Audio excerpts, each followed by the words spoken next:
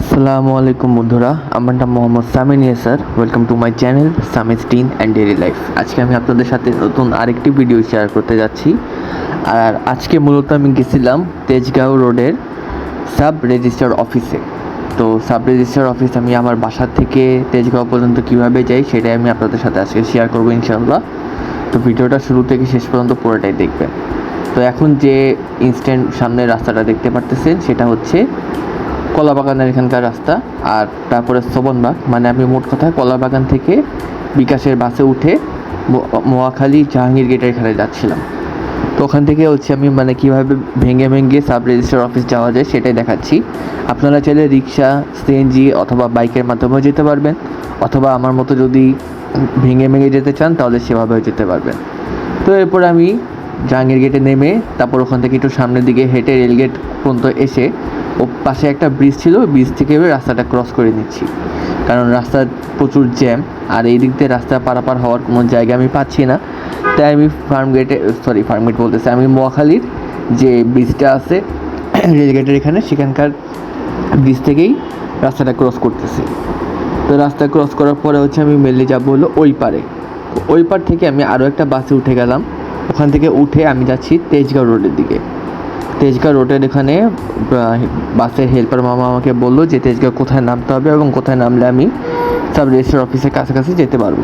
তো আমিও বাসে এই জন্য উঠে গেলাম। তো এখানটার সামনের দিকে ভিডিও নেওয়া হয়নি, কারণ ভিডিও করা ছিল না। দেন আমি ওখানে একটা জায়গায় নামায় দিয়েছেন উনি আমাকে, একটা ফায়ার ব্রিগেডের অফিস ছিল। তো ওখানে আমি নেমে গেছি।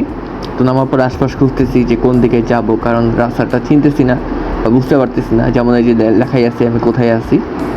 তো এরপরে আশপাশে অনেকক্ষণ দেখার পরে এক মামাকে দেখলাম। এই সামনে যে মামাটা দেখতেছেন মাথার উপরে সিগারেট নিয়ে যাচ্ছে, উনি আমাকে বললো যে সোজা গিয়ে ডান দিক দিয়ে যেতে। তো আমি এই জন্যই আবার সোজা গিয়ে উল্টা সাইড দিয়ে সোজা গিয়ে ডান দিক দিয়ে যাচ্ছি। আর রাস্তার ওই পারে গাড়ির বিভিন্ন শোরুম ছিল। আপনারা হয়তো অনেকেই জানেন যে এই সাইডে অনেক গাড়ির শোরুমগুলো আছে, বিভিন্ন ধরনের ফ্যাক্টরি আছে, বিশেষ করে যেমন নাবিস্কো আছে, তারপরে কোহিনুর কেমিক্যালস আছে, আরও অনেক কিছুই আছে।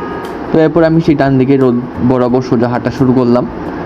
তো এখান দিয়ে মেনলি রিক্সাতেও যাওয়া যায়, কিন্তু আমি যেহেতু চিনি না জায়গাটা, তাই আমি আশেপাশের লোকের কাছ থেকে জিজ্ঞাসা করতেছিলাম যে ভাই সাব রেজিস্ট্রার অফিসটা কোন দিকে। তো ওনারা সবাই একটাই কথা বলেছেন যে একদম সোজা হাঁটতে। তো সোজা প্রায় অনেক দূরই হাঁটা হয়ে গেছে বলতে গেলে। দূরত্ব যদি আমি আপনাদেরকে বলতে চাই যে এখান থেকে দূরত্ব কেমন, তাহলে ধানমন্ডি থেকে আশা গেট পর্যন্ত যেতে যতক্ষণ রাস্তা লাগবে বা যত দেরি হবে বা যতক্ষণে আপনি যাবেন, ঠিক সেম দূরত্বটাই হচ্ছে এই মেইন রাস্তার মাথায় দাঁড়ায় সাব রেজিস্ট্রার অফিস পর্যন্ত যাওয়া। তো এই জায়গার মনে হয় স্পেসিফিক্যালি কোনো নাম আছে। তো আমি যেটা দেখলাম যে এখানকার রাস্তাকে নাকি লাভ রোড বলা হয়।